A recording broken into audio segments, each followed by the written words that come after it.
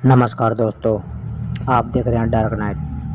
मैंने new channel बनाया है। अगर आपको वीडियो पसंद आए तो चैनल को सब्सक्राइब और वीडियो को लाइक ज़रूर कीजिएगा। चलिए बढ़ते हैं आज की कहानी की ओर। दोस्तों, मेरा नाम राहुल है और मैं हरियाणा का रहने वाला हूँ।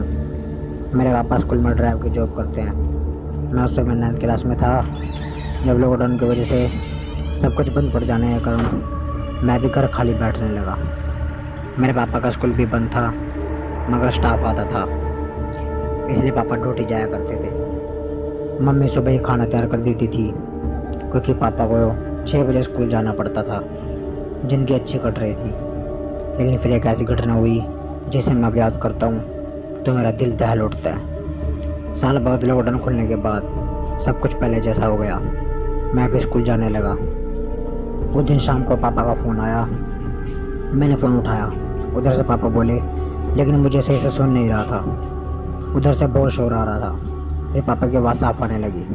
पापा बोले, राहुल, आज स्कूल में प्रिंसिपल सर ने जागरण करवाना है, तुम आ जाना और अपने दोस्तों को भी ले आना। फ़ोन पर बहुत शोर था। वो शायद जागरण की तैयारी चल रही थी। खैर, मैंने पापा को कहा, ठीक है पापा, मैं आ जाऊँगा। फिर मैंने अपने दोस्तों को फ़ोन किया। मेरे 2 पक्के साथी थे, विक्की और ऋतिक। पहले तो विक्की जाने के लिए मना करने लगा, फिर मेरे जोर देने पर वो मान गया, लेकिन उसने कहा हम जल्दी आ जाएंगे। मैंने उससे कहा ठीक है। फिर शाम के 7 बज गए। मेरे पास ऋतिक का फ़ोन आया। उसने कहा, भाई 2 घंटे बाद चलेंगे, मैं पापा के साथ शहर से बाहर आया हूँ काम से। मैंने कहा ठीक है, जल्दी आना। फिर इंतज़ार करते हुए 9 बज गए। ऋतिक का फ़ोन आया। उसने कहा, मैं आ गया हूँ, तुम तैयार होकर विक्की के साथ मेरे घर आ जाना। मैंने कहा ठीक है। मैंने विक्की को फ़ोन किया, तैयार हो गया विक्की? वो कहने लगा, मैं तो हो गया। ऋतिक आ गया क्या शहर से? हाँ, आ गया, हमको उसके घर जाना है, उसको वहीं से ले लेंगे। फिर मैंने बाइक निकाली और हम दोनों ऋतिक के घर पहुँचे। ऋतिक भी घर के बाहर ही खड़ा था। तभी पापा का फ़ोन आया। मैंने फ़ोन उठाया। पापा बोले, किस टाइम आओगे तुम लोग? मैंने कहा, बस आ रहे हैं, रास्ते में हैं। फिर मैंने फ़ोन रखा और ऋतिक को कहा, जल्दी बैठ वरना लेट हो जाएंगे। मैंने टाइम देखा तो 10 बज गए थे। मेरे पापा का स्कूल का लगभग 7 किलोमीटर दूरी पर था और बीच में एक पुल भी पड़ता था जिसके नीचे से ट्रेन निकलती थी। हम लोग स्कूल पहुँचे। वहाँ हमने माता रानी की झांकी देखी और माता रानी के दर्शन भी किए। फिर विक्की कहने लगा, चलिए यार घर चलते हैं, नींद आ रही है। मैंने टाइम देखा तो 1 बज गया था। फिर मैं पापा को बोलकर वहाँ से जाने के लिए कहने लगा। हम तीनों वहाँ से निकल पड़े। हम मेन रोड पर पहुँचे। उस समय वह रोड बिल्कुल सुनसान था। हमारी बाइक की रफ्तार बहुत तेज़ थी। तभी रोड पर लगी स्ट्रीट लाइट एकदम से बंद हो गई। विक्की कहने लगा, अरे यार, लाइट को भी अभी जाना था, अभी गर्मी में सोना होगा। तभी ऋतिक मजाक में बोला, गर्मी को छोड़, कभी तुझे भूत के साथ सोना पड़े। मैंने उससे कहा, इससे मैं ऐसे बातें मत कर। ऋतिक हंसा और बोला, तू तो डरपोक है, इतना क्यों डरता है? मैंने कहा, टाइम देख, इसलिए बोल रहा हूँ। खैर, हमारी बाइक ठीक रफ्तार से आगे बढ़ रही थी। लाइट जाने की वजह से सब जगह अंधेरा अपने पैर फैला रहा था। हमारी बाइक की हेडलाइट अंधेरे को चीरते हुए आगे बढ़ रही थी। अब पुल भी आने वाला था। तभी पता नहीं क्या हो गया, हमारी बाइक एकदम से झटके मारने लगी और एक झटके के साथ बंद हो गई। मैंने बाइक को चालू करने की काफ़ी कोशिश की मगर ये तो चालू होने का नाम नहीं ले रही थी। तभी विक्की बोला, अबे पेट्रोल तो नहीं ख़त्म हो गया?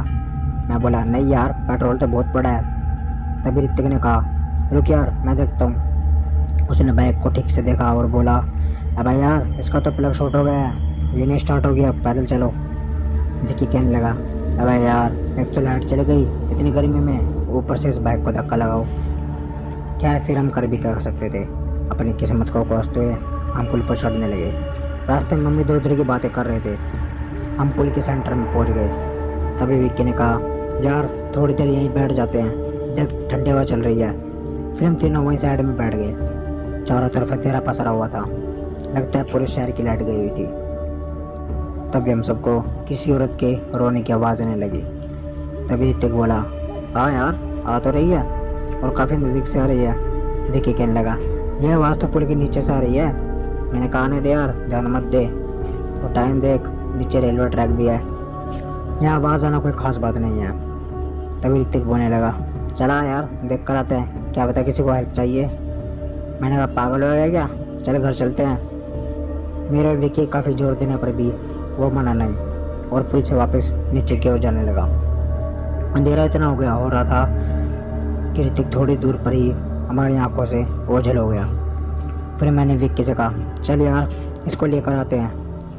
हमने बाइक ऊपर ही साइड में लगा दी क्योंकि हम उसे दोबारा नहीं दिखना चाहते थे। हम दोनों भी ऋतिक के पीछे पीछे चल दिए। फिर हमने वहाँ से बैक टर्न मारकर पुल के नीचे की ओर चल दिए। हम दोनों ने देखा ऋतिक एकदम से शांत होकर पीछे की तरफ मुँह करके खड़ा था। मैंने उसे आवाज़ दी, ऋतिक, लेकिन उसने कोई जवाब नहीं दिया। हम दोनों उसके पास पहुँचे। विक्की ने कहा, क्या हो गया है, लेकिन ऋतिक कोई जवाब नहीं दे रहा था। उसका चेहरा बिल्कुल सफ़ेद पड़ चुका था और पसीने से तरबतर हो गया था। उसकी आंखें एक ही जगह पर टिकी हुई थी। तभी उसने हमने सामने की ओर देखने का इशारा किया। हमने सामने देखा तो पुल के पिलर के सहारे लाल शादीशुदा जोड़े में एक लड़की अपना सिर घुटनों के बीच में रखकर रो रही थी। चांद की हल्की धुंधली रोशनी में हमको थोड़ा बहुत दिख रहा था। विक्की ने उसे आवाज़ दी, आप रो क्यों रही हैं और इतनी रात यहाँ क्या कर रही हैं, लेकिन उसने कोई जवाब नहीं दिया। तभी मैंने पैरों की तरफ देखा तो वो उल्टे थे, जिसे देखकर मेरा दिल दहल उठा और मैं भी पसीने से तरबतर होने लगा। मैंने अपने आप पर काबू किया और विक्की से कहा, चल घर चलते हैं, छोड़ इसे। लेकिन विक्की उसके पास जाने लगा। मैं उसे सब कुछ बताता तब तक वो उसके पास पहुंच गया था। मैंने विक्की को आवाज़ देते हुए कहा, विक्की, ऋतिक को लेकर भाग, वो चुड़ैल है। तभी उस औरत ने अपना चेहरा ऊपर उठाया। उसका चेहरा इतना भयानक था कि किसी का भी दिल दहल जाए। उसका चेहरा देखकर मेरे तो पैरों तले ज़मीन खिसक गई। उस औरत की आंखों की पुतली नहीं थी, बिल्कुल सफ़ेद आंखें, घुटनों तक लंबे बाल, उल्टे पैर और उसके होंठ भी कटे हुए थे जिसमें से खून आ रहा था। उसे देखते ही विक्की रेलवे ट्रैक पर चिल्लाते हुए सीधे भागने लगा। मैं तो जम सा गया था। तभी सामने से ट्रेन का हॉर्न बजा। ट्रेन रेलवे ट्रैक पर सरपट दौड़ रही थी।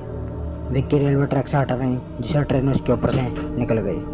विक्की के शरीर के कई टुकड़े हो गए थे, जिसे देख मैं चिल्ला उठा। वह औरत हंसने लगी।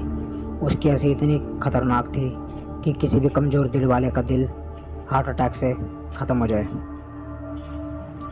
उसके कटे हुए हिस्से से उसका जबड़ा दिख रहा था, जो कि बहुत भयानक था।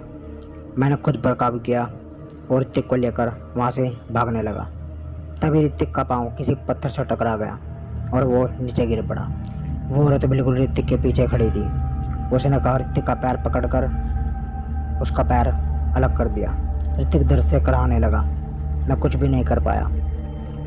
फिर उसने उसकी गर्दन पकड़कर धड़ से अलग कर दी और उसका खून पीने लगी। मैं कुछ सोचे समझे अपनी पूरी रफ्तार से भागने लगा। आगे एक मंदिर था जो बंद पड़ा था। मैं वहाँ बैठ गया और अपने कपकपाते हाथों से पापा को फ़ोन करने लगा, पर फ़ोन करना टोक नहीं आ रहा था। फिर मैं वहीं मंदिर की सीढ़ी पर बैठ गया और कब मेरी आँख लगी मुझे पता नहीं चला। जब मेरी आँख खुली तब चारों तरफ हल्का उजाला होने लगा था। मैं पागलों की तरह हो गया था और अपनी बैग लेकर घर चला गया। मैंने सबको अपनी आप बीती बताई। तब एक बूढ़ा इंसान बीच में आया और कहने लगा कि वो औरत इसी शहर की थी। उसकी शादी टूट जाने के कारण उसके पिता ने आत्महत्या कर ली थी। वो गरीब परिवार से थे। अपने पिता की मौत को बर्दाश्त न कर सकी और रेलवे ट्रैक पर कटकर अपनी जान दे दी। तब से उसकी आत्मा वहीं भटक रही है। अगर तुम मंदिर के पास ना जाते तो तुम आज जिंदा नहीं होते। आज मैंने अपने 2 दोस्तों को खो दिया था, जो मेरी ज़िंदगी का सबसे डरावना पल था। आज उस घटना को याद करता हूँ तो मेरा दिल दहल उठता है। उस घटना को बीते 7 साल हो गए हैं। इस कहानी में दोस्तों बस इतना ही। मिलते हैं नेक्स्ट वीडियो में। तब तक के लिए बाय एंड टेक केयर।